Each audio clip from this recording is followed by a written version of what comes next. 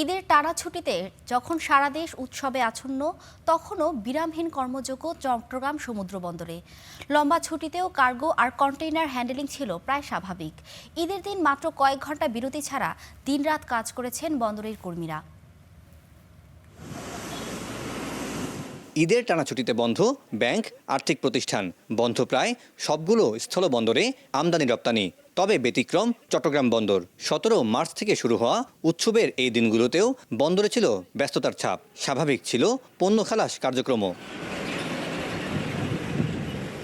ছুটির 6 দিনে চট্টগ্রাম বন্দর 52টি জাহাজ থেকে কার্গো হ্যান্ডলিং করেছে 21,57,291 টন। এর সিংহভাগই ছিল আমদানি পণ্য।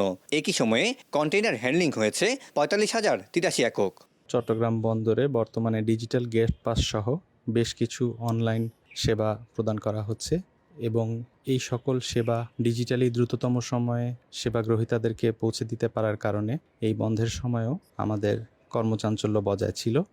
তবে বন্দর ব্যবহারকারীরা বলছেন, কার্যক্রমে গতি আনতে পূর্ণাঙ্গ অটোমেশনের বিকল্প নেই। পাশাপাশি অন্যান্য স্টেক হোল্ডারদেরও এগিয়ে আসতে হবে।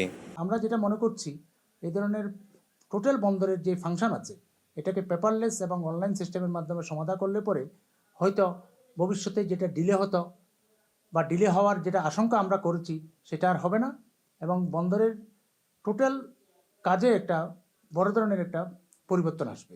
এই ধরনের ভবিষ্যতে যদি আমাদের এই সুযোগটা তৈরি হয়ে যায় যে আমদানিকারক তার ওয়ারহাউসগুলো খোলা রাখবে, প্লাস ব্যাংক তার একটা যে এলসি ওপেনিং ব্যাংক যে আছে তাদের সেই ব্রাঞ্চগুলো খোলা রাখবে, এই সুযোগগুলো যদি কাজে লাগানো যায় তাহলে আমাদের এই পারফরমেন্সগুলোকে আমরা কিন্তু আরও অনেক বেশি আমাদের কাজে লাগাতে পারবো। বন্দর আরও বেশি অনেক বেশি সেবার মান বৃদ্ধি করতে পারবো।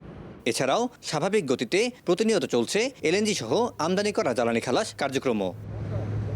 Syed Tamim Mahmud, star news, Chittagong.